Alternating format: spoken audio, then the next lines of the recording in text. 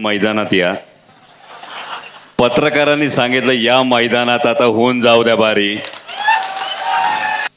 पण आदिशक्ती तुळजाभवानी, उभ्या हिंदुस्थानचा आराध्य दैवत छत्रपती शिवाजी महाराज आणि छत्रपती शिवाजी महाराजांनी या महाराष्ट्राच्या मातीतल्या माणसाला जगावं कसं हे शिकवल्यानंतर याच मातीतल्या माणसाला शेवटच्या श्वासापर्यंत स्वाभिमानानं लढावं कसं हे शिकवणारे छत्रपती संभाजी महाराज यांच्या पवित्र स्मृतींना अभिवादन करतो.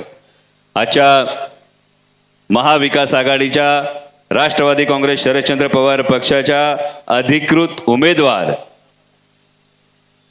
आणि जुन्नरचा शिलेदार भावी आमदार सत्यशील दादा शेरकर यांच्या आजच्या निवडणूक अर्ज भरण्यानंतरच्या या सभेसाठी उपस्थित असणारे शिवसेनेचे उपनेते, पुणे जिल्ह्याचे संपर्क प्रमुख मान्य आमदार सचिन भाऊ अहिर, त्यांचे विधानसभा संपर्क प्रमुख मान्य दिलीपजी बामणे साहेब, किशोर शेठ असतील, अनंतरावजी चौगुले असतील, आदरणीय शरदरावजी लेंडे साहेब असतील, जिल्हा प्रमुख सुरेश भाऊ भोर असतील, बाजीराव शेठ लेंडे असतील, अशोक नाना घोलप असतील, तालुक्याचे आमचे अध्यक्ष तुषार भाऊ थोरात, हे सगळे उपस्थित मान्यवर मला पूर्ण कल्पना आहे. अंकुश शेठ असतील, मोहित भाऊ असतील, सगळी तोला मोलाची, जीवाला जीव देणारी, खांद्याला खांदा लावून लढणारी सगळी माणसं आहेत उपस्थित. सगळे आजी माजी पदाधिकारी आणि माझ्यापेक्षा खरं तर खरे खासदार जे आहेत ती ही सगळी माणसं आहेत. ते सगळेजण, सगळे पदाधिकारी, आपण सगळेजण, सगळ्या भगिनी, सगळे पत्रकार बांधव, सगळ्यांना जय शिवराय. खरं तर सचिन भाऊ, काल आंबेगाव तालुक्यात एक सभा झाली, आत्ता ही जुन्नर तालुक्यातली सभा आहे. विश्वास बसणार नाही, आत्ता 3:30 वाजलेत आणि 9-9:30 वाजता आलेली माणसं 3:30 वाजेपर्यंत तब्बल 6 तास एवढ्या मोठ्या संख्येनं ही बसलीत. याच्यावरून कळून चुकलंय का जुन्नरकरांनी आता घड्याळ टाकले, हे तुमच्या या वेळेवरून कळून चुकले. आणि त्यामुळे आता विरोधकांना एकच भीती, सत्यशील दादाचं लीड किती.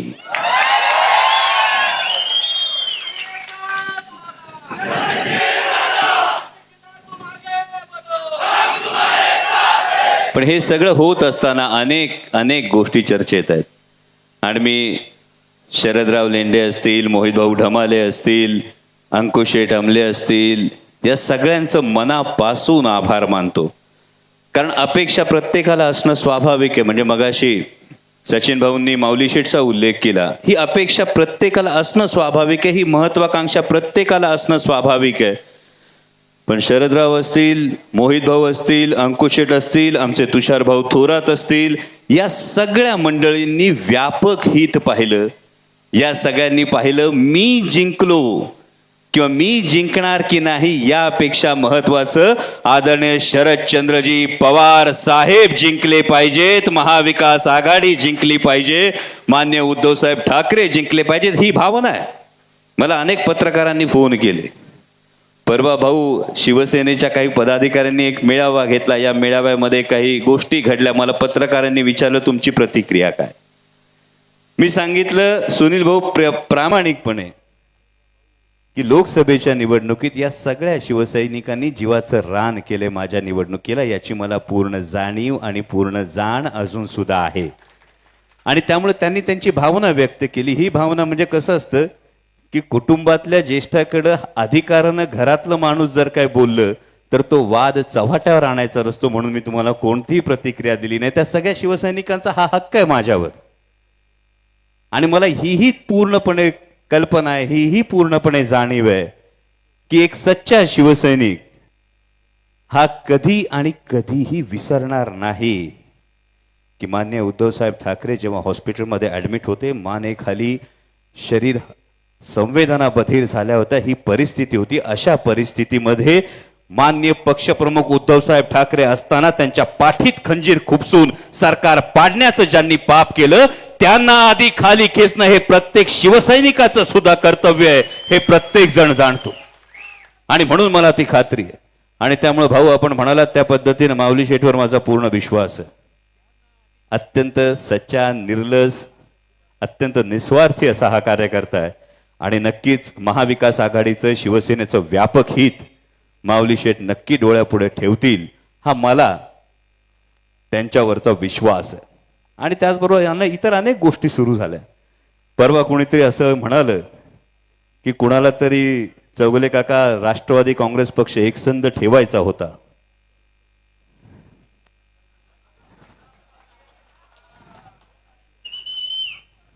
असं कोणीतरी म्हणालं. आणि मला खरंच प्रश्न पडला, जे कोणी सांगतात की आमच्या काळजात, आमच्या हृदयात आदरणीय शरदचंद्रजी पवार साहेब आहेत, तुमच्यापर्यंत स्टेटमेंट आलं असेल, आदरणीय शरदचंद्रजी पवार साहेब आमच्या हृदयात आहे असं सांगणाऱ्यांनी खरं तर प्रामाणिकपणे या मायबाप जनतेला याचं उत्तर द्यावं की जर आदरणीय शरदचंद्रजी पवार साहेब तुमच्या हृदयात होते तर लोकसभेला हाच आपला बाप उन्हातानाची पर्वा न करता, पायाला बांधलेल्या पट्टांच्या जखमांची पर्वा न करता, तब्येतीची पर्वा न करता उन्हातानात राबत होता, तेव्हा तुमच्या हृदयात शरद पवार साहेब नव्हते? याचं उत्तर कोण देणार?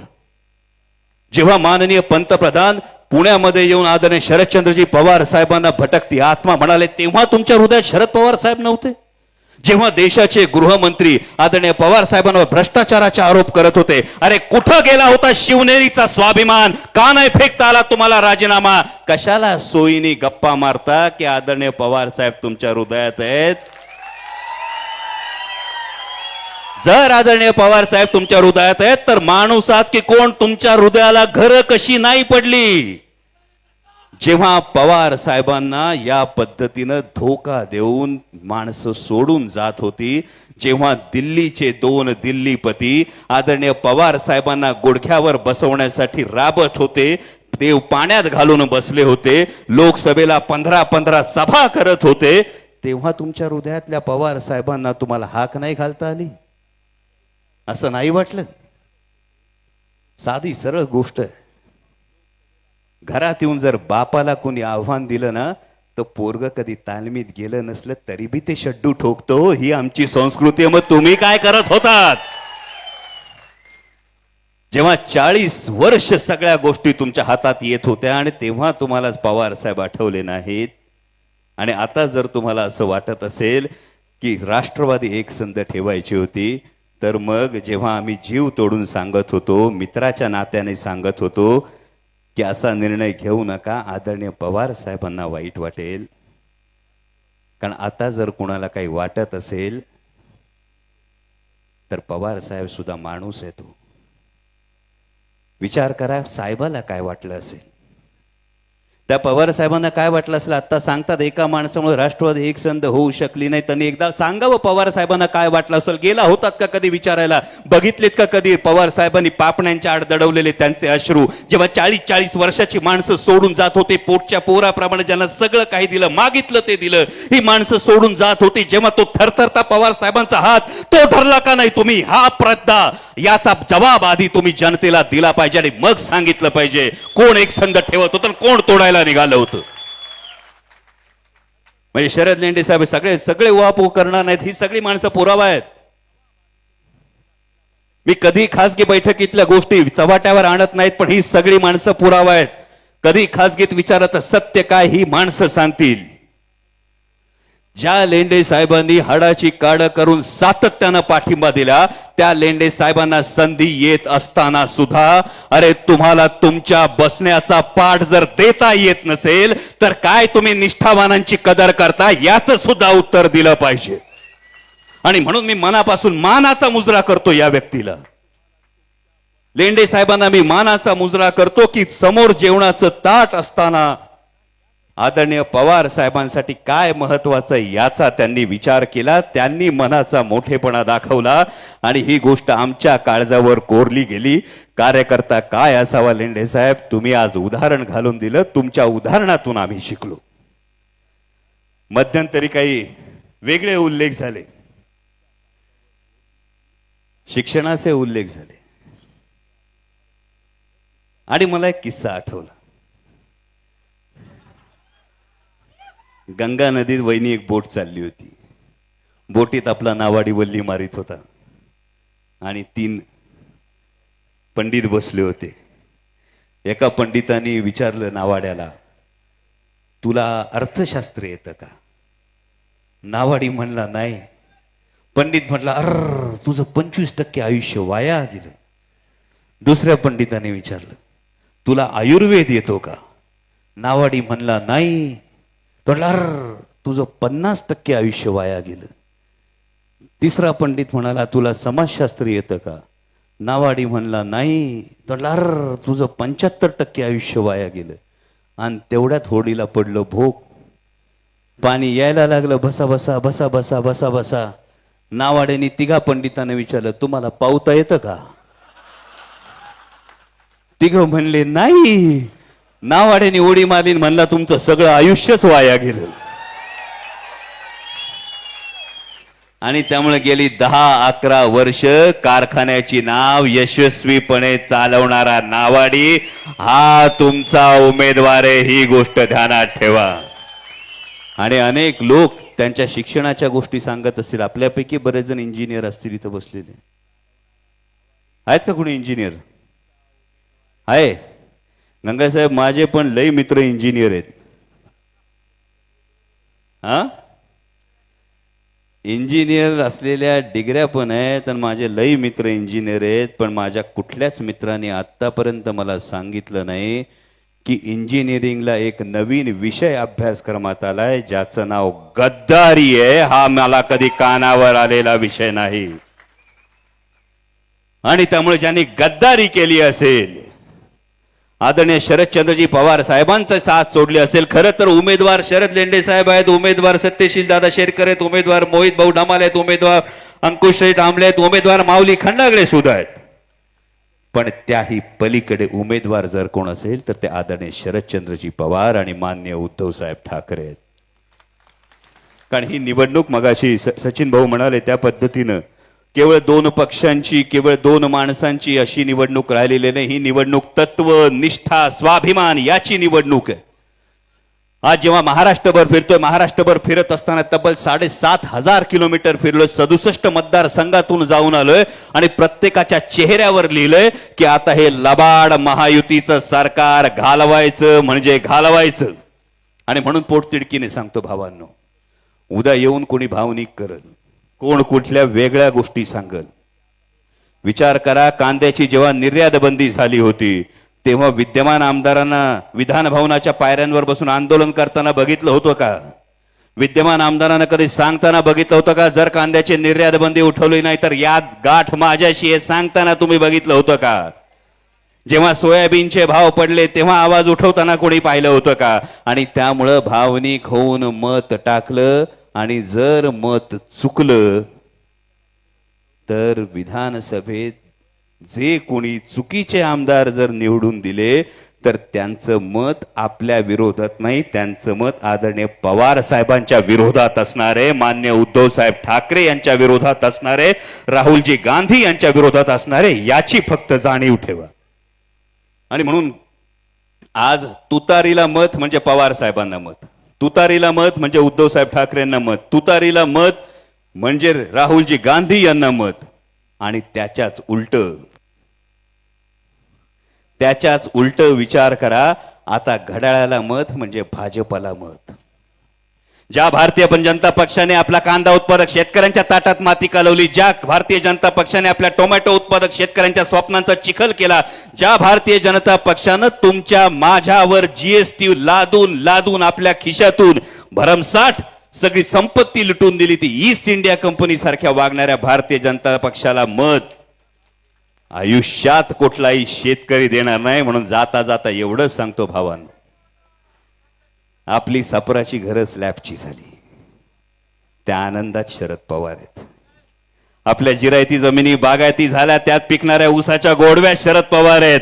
आपल्या जमिनीत पिकणाऱ्या भाजीच्या देठात शरद पवार आहेत. आणि काही जरी झालं तरी बाप विसरायचा नसतो, त्याच्या सुरकुतलेल्या चेहऱ्यातून सुख होऊन व्हायचं असतं. आणि म्हणून एवढंच सांगतोय जाता जाता, महाराष्ट्रभर फिरतोय, लोकसभेला बी सांगितलं होतं, लोकसभेला पण तुम्हाला सांगितलं होतं का स्वतः निवडणूक लढवत असताना सुद्धा याला म्हणतात जनतेने निवडणूक हातात घेणं. दादांनी आत्ताच लिहून टाकले माजी आमदार.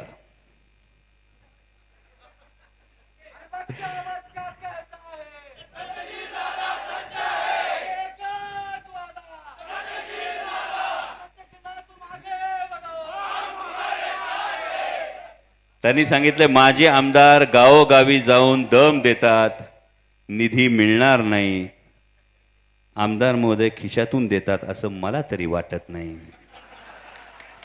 आणि त्यामुळे काळजी करू नका, महाराष्ट्रभर फिरून आलोय, 67 मतदारसंघातून फिरलोय, 7,500 किलोमीटर फिरलोय. महाविकास आघाडीचंच सरकार येणार ही काळ्या दगडावरची रेग आहे. आणि त्यामुळे जुन्नरचा आमदार हा सत्तेतलाच आमदार असला पाहिजे आणि सत्तेतला आमदार सत्यशील दादाच असला पाहिजे, याची आपण सगळ्यांनी ही जाणीव ठेवा.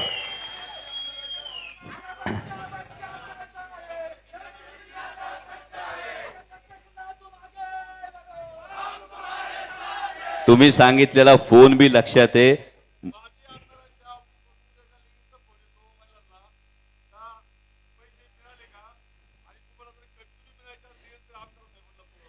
त्याची गंमत कशी झाली सचिन भाऊ, माननीय मुख्यमंत्री महोदय सुद्धा एका स्टेजवरून आमच्या लाडक्या बहिणींना विचारत होते, 1500 आले आले आले आले आले.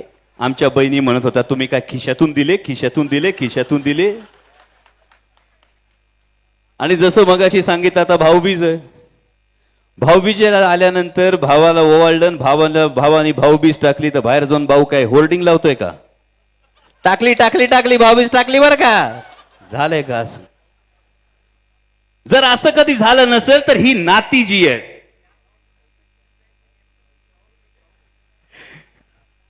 नेमकी ही जी नाती आहेत, ही नाती जर अशा पद्धतीने तोलली जात असतील तर आमच्या बहिणींना जरूर ठाऊक आहे, थोडे दिवस 2-4 दिवसामध्ये याच्यापेक्षा चांगली योजना ही तुमच्या समोर येताना दिसेल. आत्ता जी योजना सांगितली जाते याला बजेटमध्ये हेड सुद्धा नाही. तुम्ही सत्ता पक्षातलेच काही आमदारांना बोलताना ऐकलं असेल, निवडणुकीनंतर योजना बंद करणार, हे करणार. काळजी करू नका, हे सत्तेवरच राहणार नाही तर निवडणूक नंतर योजना काय बंद करणार. आणि त्यामुळे महाविकास आघाडीचं सरकार आल्यानंतर ही प्रत्येक गोष्ट ही बारकाईनं पाहिली जातील. हा निवडणुकीचा जाहीरनामा नाही, हा आदरणीय पवार साहेबांचा शब्द आहे, हा मान्य उद्धव साहेब ठाकरेंचा शब्द आहे, हा राहुलजी गांधींचा शब्द आहे. आणि म्हणून जाता जाता एवढंच सांगतो, राज्यभर फिरावं लागतंय. आजही तुम्ही बघितलंय, सकाळी किनवटला जायचं होतं, त्यानंतर पिंपरी होतं, चिंचवड होतं, त्यानंतर आलो, परत जायचंय. राज्यभर फिरताना माझी मान जर ताट ठेवायची असेल तर आपलं सूत्र काय, ज्याचा बाले किल्ला मजबूत त्याचा किल्ला मजबूत, आणि ज्याचा किल्ला मजबूत त्याला मुलुकगिरीला जाता येतंय. हा जुन्नरचा बाले किल्ला तुमच्या प्रत्येकाच्या हातात सुपूर्त करतोय. आणि हा सुपूर्त करत असताना तुम्ही सगळ्यांनी ज्या पद्धतीने लोकसभेला काम केलं, आमचे सगळे मुस्लिम बांधव असतील, आमचे सगळे आदिवासी बांधव असतील, या प्रत्येकानं जीव तोडून काम केलं. या प्रत्येकाने जीव तोडून काम करत असताना आता येऊन अनेक जण सांगतील, वेगवेगळ्या गोष्टी सांगतील, पण भाऊंना विचारा, मुंबईत मोठमोठे बॅनर लागलेत, मुंबईत मोठमोठे बॅनर लागलेत उत्तर प्रदेशच्या मुख्यमंत्र्यांचे, बटेंगे तो कटेंगे.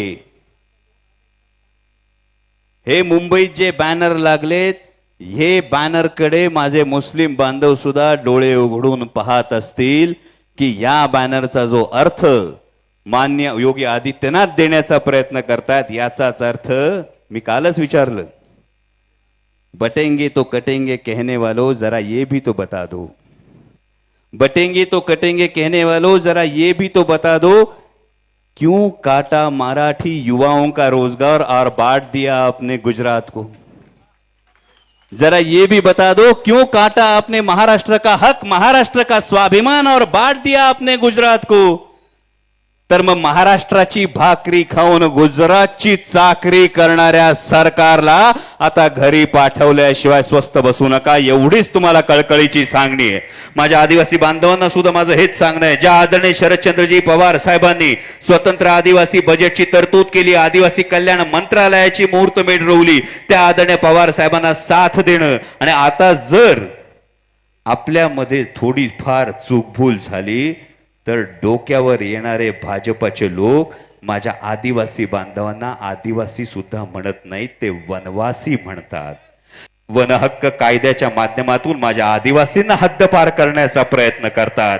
या पद्धतीने माझे आदिवासी बांधव असतील, माझे मुस्लिम बांधव असतील, माझा बहुजन समाज असेल, 18 पगड जाती, 12 बलुतेदार, 16 अलुतेदार, या सगळ्यांना मिळून माझ्या छत्रपती शिवाजी महाराजांनी स्वराज्य उभं केलं होतं. हा स्वराज्य म्हणजे महाराष्ट्राचा स्वाभिमान आहे. या स्वराज्यातून उभा राहिला तो महाराष्ट्र धर्म आहे. आणि जर महायुतीचं सरकार, भारतीय जनता पक्ष, अजितदादांचा राष्ट्रवादी आणि शिंदेची शिवसेना जर या महाराष्ट्र धर्माला नख लावण्याचा प्रयत्न करणार असेल तर यांना घरी बसवल्याशिवाय महाराष्ट्र धर्म जागणार नाही, एवढीच तुम्हाला कळकळीची विनंती करतो. आणि येणाऱ्या प्रत्येक दिवस तुमच्यातला प्रत्येक जण अमोल कोल्हे, तुमच्यातला प्रत्येक जण सत्यशील दादा शेरकर आहे. आणि तुम्ही तुतारी वाजवणारा माणूस हा घरी घरी पोहोचवायचा आहे. कारण जेव्हा या शिवजन्मभूमीत तुतारी वाजली होती छत्रपती शिवाजी महाराजांच्या जन्माची, तेव्हा स्वाभिमान जागला होता महाराष्ट्राचा. तो पुन्हा जागवा आणि पुन्हा तुतारीचा गर्जना, तुतारीचा निनाद या जुन्नर तालुक्यात घुमू द्या, एवढीच विनंती करतो आणि थांबतो. धन्यवाद.